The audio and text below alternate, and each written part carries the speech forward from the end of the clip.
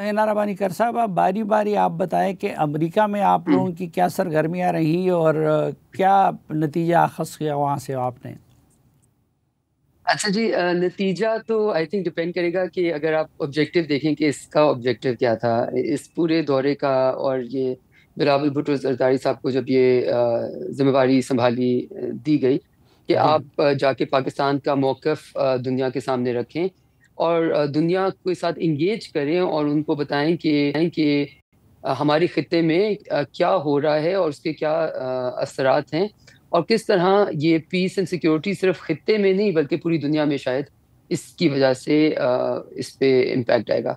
तो ये जी दौरा हमने एक कहते हैं ना, कई चीज़ें आप इसलिए करते हैं बिकॉज वो करनी पड़ती हैं, और कई चीज़ें आप इसलिए करते हैं क्योंकि आप एक पैगाम भी भेजते हैं। सो एक पैगाम भेजने के लिए हमने ये दौरे का आगाज United Nations headquarters, UN building 1 जिसको कहते हैं, जी न्यूयॉर्क से किया। और जी वहाँ पे हम 2-2.5 दिन यूनाइटेड नेशंस के secretary general Antonio Guterres, United Nations security council के एक मेंबर जो कि P5 जिनको कहते हैं, जो कि परमानेंट मेंबर्स हैं, जिसमें यूएस के परमानेंट रिप्रेजेंटेटिव, रशिया के परमानेंट रिप्रेजेंटेटिव, चाइना के परमानेंट रिप्रेजेंटेटिव, फ्रांस, यूके, उनके सबके साथ हमने अलग-अलग मुलाकात की। फिर जो इलेक्टेड मेंबर्स होते हैं सिक्योरिटी काउंसिल में, उनके साथ हमने इकट्ठे मुलाकात की। फिर हमने ओआईसी के जो परमानेंट रिप्रेजेंटेटिव्स हैं, ओआईसी ममालिक के जो परमानेंट रिप्रेजेंटेटिव्स हैं, उनके साथ एक तवील इंगेजमेंट की। और तकरीबन इसकी तरह भी और बहुत सारे यूएन के ऑफिसेज में उनके लोगों के साथ, उनकी बॉडीज के साथ इंगेज किया।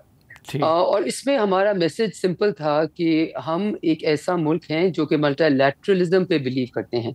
बेशक आप हमें मिडिल पावर कहें, हम न्यूक्लियर पावर हैं, आप हमें मिडिल पावर दें, आप हमें एक इम्पोर्टेंट कंट्री बेशक समझे ना समझे, लेकिन हम एक ऐसा मुल्क है जो हमेशा इंटरनेशनल लॉ की तरफ खड़े होते हैं और इंटरनेशनल लॉ की थ्रू अपने खित्ते की सॉल्यूशंस सीख करते हैं और पीस एंड सिक्योरिटी खत्ते में इंटरनेशनल लॉ के थ्रू सीख करते हैं। इसलिए हमारे नज़र में इंडिया ने जब ये यूनिलैटरल स्ट्राइक्स का एक सिलसिला शुरू कर दिया और उसको अपना न्यू नॉर्म कहना शुरू कर दिया, तो ये चीज़ के असरात बहुत गमगीन हो सकते हैं। और ये दो न्यूक्लियर पावर्स के बीच में जब एक न्यूक्लियर पावर ये कहे कि मैं जब मेरा दिल चाहेगा, जब मेरी कोई सिक्योरिटी लैप्स होगा इंटरनल, या जब मुझे पॉलिटिकली रिक्वायर्ड होगा, बिहार में आज इलेक्शन लड़ना, कल शायद न्यू दिल्ली में इलेक्शन लड़ना, तो मैं स्ट्राइक लॉन्च कर दूंगा। और अब दैट इज माय जस्टिफिकेशन कि जी यहाँ पे टेररिज्म हो रहा है, कोई एविडेंस नहीं दिया। सो ये सारे मैसेजेस बड़े इंपॉर्टेंट मैसेजेस थे। और ये इनकी, मैं आपको बताऊं सलीम साफी साहब, मैं पाकिस्तान को रिप्रेजेंट करते हुए वन वे और दी अदर 20 साल हो गए, बिकॉज हम जब गवर्नमेंट में नहीं भी होते तब भी हम पाकिस्तानी ही हैं और तब भी हम जिस भी फोरम में जाते हैं पाकिस्तान का पर्सपेक्टिव ही करते हैं। बट जो इस वक्त एक आपको नजर आया कि कितने, एक कहते हैं ना, डिमांड थी to hair our perspective and कितनी डीप अंडरस्टैंडिंग थी ऑफ दैट पर्सपेक्टिव, वो आपको बहुत ज्यादा नजर आई। और इसके बरक्स जो इंटरेस्टिंग बात ये थी कि हमारे जो इंडियन कोलीग्स हैं, इंडिया ने भी अपने लॉन्च किए हुए थे कोई 4-5-7 पार्लियामेंट्री डेलीगेशंस, वो लोग भी न्यूयॉर्क में आए। वो अपनी काउंसलेट से नहीं निकले और अपने मेंबर्स को, अपने प्रेस के मेंबर्स को अपनी डायस्पोरा के साथ इंगेज करते रहे। तो यहाँ से आपको नजर आता है कि वो, उन्होंने ऑलमोस्ट, लग रहा यह था कि उन्होंने बाइकआउट किया हुआ है यूनाइटेड नेशंस का, क्योंकि जिस तर्ज पे वो चल गए हैं कि हम यूनिलैटरली इंडस वाटर ट्रीटी से निकल आएंगे क्योंकि हमारा दिल चाहता, इंटर वाटर ट्रीटी में कोई प्रोविजन नहीं है कि आप यूनिलैटरली वहां से निकल सकते हैं। हम यूनिलैटरली सिक्योरिटी काउंसिल की उसके बगैर स्ट्राइक कर देंगे। हम यूनिलैटरली, सिक्योरिटी काउंसिल ने कहा हुआ है कि कश्मीर का रेजोल्यूशन प्लेबिसाइट के थ्रू होगा, लेकिन हमने आप डिक्लेयर कर दिया कि कश्मीर हमारा हिस्सा है। और ये बिलिगरेंट बिहेवियर और एक्सेसिव अग्रेसिव बिहेवियर और जज, जूरी, एग्जीक्यूशनर खुद बनना, सिर्फ उन्होंने पाकिस्तान की हद तक नहीं रखा, उन्होंने कनाडा जैसे मुल्क में भी एक्स्ट्रा जुडिशियल किलिंग्स, लोगों की गैंग फायर करके सिखों को मर्डर करना शुरू कर दिया, और जिसके ऊपर प्राइम मिनिस्टर ट्रूडो ने पूरी दुनिया में आवाज उठाई, बल्कि उनके हाई कमिश्नर को भी वापस भेज दिया। तो ये जो 10 साल का तवील अरसा और स्पेशली 2019 के बाद इंडिया ने अपना इन some ways true self reveal करना शुरू कर दिया है, उसका आई थिंक बहुत असरात हुआ है। और जो दूसरी चीज जिसका असर बहुत ज्यादा था वो ये था कि पाकिस्तान ने इस पूरी कॉन्फ्लिक्ट के बीच में ट्रांसपेरेंसी के साथ अपनी रेड लाइंस भी डिफाइन की। जब वो रेड लाइंस क्रॉस हुई تو پاکستان نے جو کہا تھا وہ کیا, اور پاکستان نے کوئی چیسٹ ہمپنگ نہیں کی. اور ابھی بھی بلاول بھٹو زرداری صاحب جہاں پہ بھی گئے انہوں نے کہا I bring you the message of peace, I seek peace and I encourage, we are seeking dialogue through you. تو ایک ملک جس نے اپنی military strength supremacy in some ways establish کر دی, اپنی ڈپلومیٹک سپریمیسی اسٹیبلش کر دی, پھر بھی وہ یہ کہہ رہے ہیں کہ ہم سیک کرتے ہیں پیس. تو یہ تھا جہاں تک نیو یارک کا تعلق تھا. اس کے بعد ہم واشنگٹن ڈی سی گئے. واشنگٹن ڈی سی میں کیپٹل ہل میں کانگریس, سینٹ, مختلف ممبران کے ساتھ ملے جو امپورٹنٹ ممبرس تھے فارن ریلیشن کمیٹیز کے, ڈیفنس کمیٹیز کے. فارن ریلیشنز کمیٹی کے ساتھ اکٹھے ملے. اسٹیٹ ڈپارٹمنٹ میں ہماری میٹنگس ہوئیں, اور ان کے نیشنل سیکیورٹی کے جو آرکیٹیکچر ہیں ان کے بھی لوگ ان میٹنگ میں شامل تھے. اور پھر بہت ایک اہم چیز جو کہ Washington D C, London, Brussels میں ہم نے کی, وہ ہے تھنک ٹینکس انگیجمنٹ. بیکاز آپ کو پتہ ہے کہ ان ملکوں میں گورنمنٹ, تھنک ٹینکس, اکیڈیمیا بہت اکٹھے کام کرتا ہے. تو جو آپ کا ایک کہتے ہیں نا نیریٹو شیپنگ ہوتی ہے, وہ ان سب کے ذریعے ہو رہی ہوتی ہے. تو ڈی سی میں ہم نے یہ کیا. اس کے بعد ہم لنڈن گئے. لنڈن میں again we met the minister of state. پھر ہم نے وہاں پہ بھی پارلیمنٹ کے ساتھ بہت زیادہ انگیج کیا. ان کے 2 بڑے think tanks IISS, Cheetham house میں بات چیت ہوئی. پارلیمنٹری کمیٹی, ان کی special parliamentary committee on Kashmir, جس میں مانے جانے لوگ انہوں نے اٹینڈ کی, بلکہ کنزرویٹو پارٹی کے جو ایکس چیئر پرسن تھے وہ بھی اس کمیٹی کا حصہ بنے اور اس کی بات چیت میں حصہ لیا. It was a very very well attended event. اور وہاں پہ آپ کو نظر آیا کہ جب آپ صحیح طرح پالیسی کرتے ہیں اور ڈائسپورا بھی جب آپ کا صحیح طرح انگیج کرتا ہے, تو کس طرح کشمیر کا ایشو وہاں پہ لنڈن ہاؤس آف کامنز میں, UK کے ہاؤس آف کامنز میں اپ تھرائیونگ اینڈ الائیو نظر آیا. اس کے بعد جی Brussels for the seat of the European Union, because آپ کو پتا ہے کہ تقریباً 27 ممالک EU کا حصہ ہیں. ان سب کی پالیسیز سوورن پالیسیز بھی ہیں, بٹ آبویسلی ایک میوچل EU پوزیشن بھی, یورپین یونین کی بھی پوزیشن ہوتی ہے. تو اس میں بھی ان کے ویریس کمشنرز کے ساتھ انگیج کیا, ان کے تھنک ٹینکس کے ساتھ انگیج کیا. اور پھر اسٹراسبرگ جا کے ہم نے پارلیمنٹری کمیٹیز جو ان کی ہیں وہاں پہ ان کے ساتھ انگیج کیا. بے شک وہ فارن ریلیشنز کمیٹی کی ہوں, ساؤتھ ایشیا گروپ کی ہوں, ڈیولپمنٹ گروپ کی ہوں. So pretty much we left nothing to chance as they سے.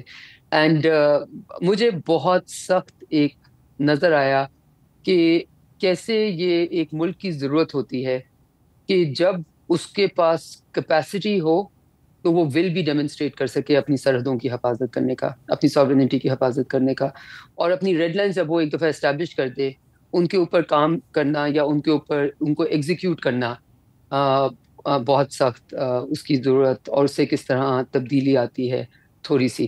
لیکن یہ سب کچھ کہہ کے میں یہ ضرور کہنا چاہوں گی کہ we all have to be very mindful of the fact کہ انڈیا کی اس وقت اپنی ضرورت شاید اس کے اسکل سیٹ یا اس کی ڈیموکریسی یا اس کی اڈہیرنس ٹو انٹرنیشنل لا سے بہت زیادہ ویسٹرن ہیمسفیئر میں اس کا as a net security provider for the Indo Pacific strategy, جس کو آپ آسان لفظوں میں چائنا کنٹینمنٹ پلان بھی کہہ سکتے ہیں, وہ ہے اور رہے گی.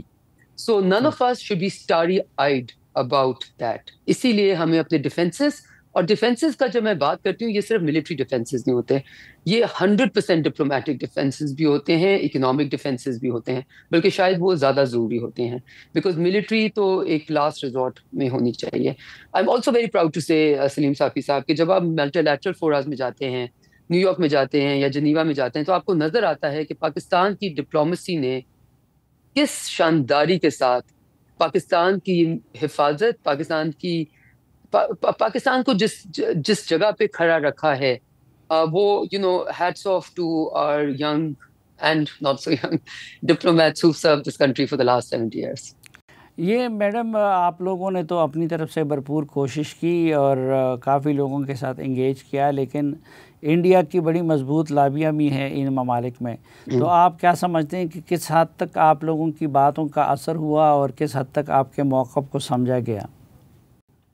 دیکھیں, میرے نظر میں یہ کہنا ذرا نامناسب ہوگا, پر آئی تھنک 100% سمجھا گیا. اور 100% ایک ہوتا ہے نا کہ ایکسیپٹنس تھی پاکستان کے موقف کی, کہ پاکستان جو کہہ رہا ہے صحیح کہہ رہا ہے. ہم نے یہ بھی کہا کہ ہم تو کوئی نیریٹو نہیں شیئر کرنے آئے, نیریٹو سیل کرنے بھی نہیں آئے, ہم تو ریالٹی آپ کو بتانے ہیں کہ یہ ہوا جو کہ ہسٹری بکس میں اب تک لکھا گیا ہے. جو انہوں نے جس طرح ریفیلس کا ڈینائی کیا, پھر فرانس کو آنا پڑا, دے ایکچولی انڈیا نے ہماری بہت مدد کی ہے اس میں, ہمیں ماننا پڑے گا. پرائم منسٹر مودی نے پہلے تو پاکستان کو موقع دیا کہ پاکستان یہ myth of Indian conventional supremacy with in the sub continent کو بریک کر سکے, جو کہ بریک ہو گئی. پھر پرائم منسٹر مودی نے ہمیں موقع دیا کہ کشمیر, جو کہ ایک سائڈ لائن, جو کہ کہتے تھے کہ کوئی کسی کی جرت نہیں ہوئے وہ یہ کہے کہ کشمیر ایک ڈسپیوٹڈ ٹیریٹری ہے, وہ پریزیڈنٹ ٹرمپ ہر روز اٹھ کے کہنا شروع ہو گئے. 12 دفعہ انہوں نے کہا کہ میں نے پیس کرایا, کشمیر کو بھی میں ریزالو کراؤں گا. پھر انہوں نے جو ایک جنرل کہا ہوا تھا کہ جی ہماری جو جے شنکر کی پالیسی کی سب سے بڑی کہ آئسولیشن آف پاکستان, ایک تو یہ کمپلیٹلی ریڈیکولس ہے to even have a policy like this when a country like Pakistan security council میں اس وقت ہم بیٹھے ہوئے الیکٹ ہو کے فرام 180+ کنٹریز نے ہمیں الیکٹ کیا, تو ہم سیکورٹی کاؤنسل میں اس وقت بیٹھے ہوئے. تو وہ تو ان کی پالیسی ان کے منہ کے اوپر آ گئی. لیکن یہ جو ان کا ایک بہت بڑا وہ تھا نا کہ we have hyphenated Pakistan from India, کہ پاکستان کی کیا اوقات کہ وہ انڈیا کے ساتھ ہائفینیٹ ہوئے, انہوں نے ہمیں ری ہائفینیٹ کر دیا. سو یہ سب کچھ we really owe a big thank you to Jaishankar for his and to prime minister Modi for their policies. But جو دوسرا ہم تھینک یو ان کو کرنا چاہیں گے وہ یہ کرنا چاہیں گے کہ انہوں نے جب پوری دنیا کی آنکھیں ان کے اوپر تھیں, انہوں نے اپنے میڈیا کے تھرو اور اپنی اسٹیٹمنٹس کے تھرو اور اپنی اسٹیٹمنٹس آفیشیل اسٹیٹمنٹس کے تھرو بھی پوری دنیا کو دکھایا کہ وہ آبفسکیشن میں بلیو کرتے ہیں. ہوگا کچھ, اس کو پریزنٹ کچھ کریں گے, کمپلیٹ ڈینائل آف ریالٹی میں بلیو کرتے ہیں, اور ڈیلیوژن میں بلیو کرتے ہیں کہ وہ کسی کو کچھ بھی کہہ دیں گے اور سب کچھ بلیو کر دے گا. سو the implosion of Indian society and their credibility was for everyone to watch. مطلب اس میں تو کہتے ہیں نا ہمیں بہت زیادہ کام نہیں اس طرح کرنا پڑا, because انہوں نے خود ہی اپنی myths and legend of their credibility, of their democracy, of their transparency, سب کچھ انہوں نے خود ہی half the work they did for us. But at the same time I will reconfirm کہ the bias in the West, کیونکہ India ان کی ضرورت ہے from a technologically and militarily and economically rising China, جس کا فیئر مغربی دنیا میں بہت سخت ہے, اور جس کو جب تک یہ مڈل ایسٹ کا کرائسس نہیں ہوا وہ سنگولرلی پرسو کر رہے تھے, جس کو وہ انڈو پیسفک اسٹریٹجی بولتے ہیں.